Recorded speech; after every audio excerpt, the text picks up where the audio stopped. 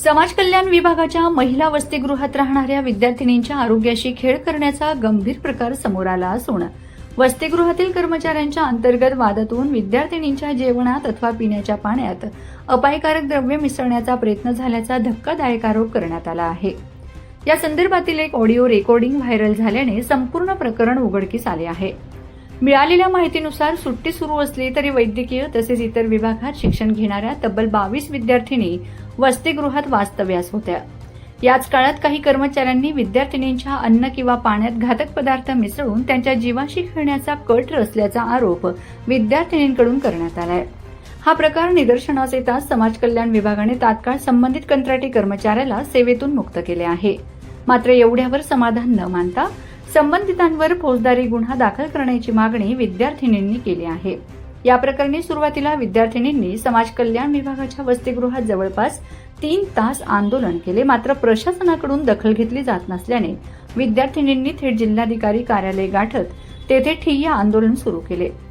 ज्यांनी विद्यार्थिनींच्या जीवाशी खेळण्याचे नियोजन केले त्या संबंधितांवर गुन्हे दाखल होत नाहीत तोपर्यंत आंदोलन मागे घेणार नाही असा इशारा आंदोलक विद्यार्थिनींनी दिला आहे। काय नाव आहे तुझं आणि काय अडचण आहे? माझं नाव प्रज्ञा थोरात आहे। मी शिरपूरहून आहे आणि मी आपल्या नंदुरबारच्या मागासवर्गीय डॉक्टर बाबासाहेब आंबेडकर मागासवर्गीय वसतिगृहात राहते।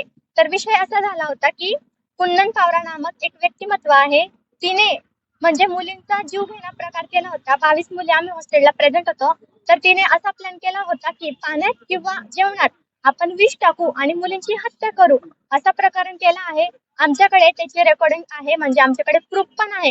तर आम्हाला आमच्या मागण्या पूर्ण करायच्या, आम्हाला जी व्यक्तिमत्व आहे जी गुन्हा करणार होती ती आम्हाला इथं उपस्थित पाहिजे आणि काही कारण नसताना ती हे आमच्यावर करणार होती, तर ती व्यक्तिमत्व आम्हाला इथं उपस्थित पाहिजे। आम्हाला कारण जाणून घ्यायचं आहे, आम्हाला न्याय मिळालाच पाहिजे।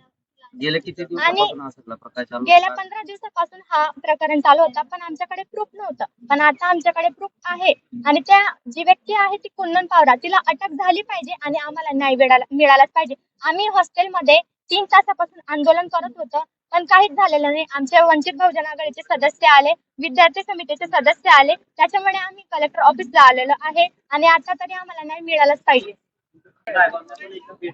एक स्वयंपाकी आहे, त्या स्वयंपाकी आणि एक शिपाई बायसोद कर्मचारी यांच्यामध्ये एक संवाद झाला, त्याचं रेकॉर्डिंग बाहेर आलं। तर त्यामध्ये काही असे शब्द होते जे विद्यार्थ्यांना त्या आरोग्याला घातक असे शब्द प्रयोग त्या ठिकाणी केले गेला आणि ही बाब लक्षात आल्यानंतर आम्ही संबंधित कर्मचाऱ्याला त्याची बदली केली। तिथं ते बायसोद कर्मचारी असल्यामुळे त्यांना सेवेतच आपण कमी केलेलं आहे। याच्या पुढे मुलांची मागणी आहे गुन्हा दाखल करण्याची, याबाबत काय कारवाई?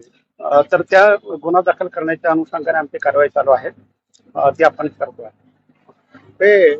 इतपत टेम्पररी कर्मचाऱ्यांची इतपत मजल केली की विद्यार्थ्यांच्या अन्नामध्ये किंवा पाण्यामध्ये विष प्रयोगाचा प्रयत्न किंवा समथिंग विद्यार्थ्यांच्या आरोग्यास घातक असा प्रयत्न, ही मोठी बाब नाही म्हणता येणार? नाही, हे जे काय झालं ते खूप चुकीचं आहे आणि आम्ही त्याचा निषेध करतो आणि आम्ही तात्काळ कारवाई केलेली आहे आणि सुरक्षेच्या अनुषंगाने आम्ही जे सुरक्षा रक्षक आहेत त्यांची सुद्धा बदली आपण करतोय आणि यानंतर अशा पद्धतीचं वर्तन कुठल्याही भारत कर्मचाऱ्यांकडून होणार नाही याबाबत संबंधित कंपनीला सुद्धा आम्ही तशी आपण सूचना आपण देतो। वॉर्डनच नाही हॉस्टेलला? नाही, आपल्याकडं रिक्त पद आहेत गृहपाल्याचे, आपण अतिरिक्त पदभार देऊन आपण कामकाज करून घेतो।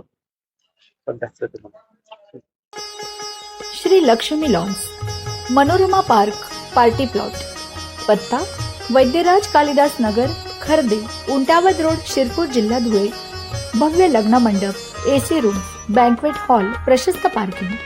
बुकिंग साठी संपर्क वैद्यराज कॅपिटल 80 55 90 00 24 86 68 55 53 58।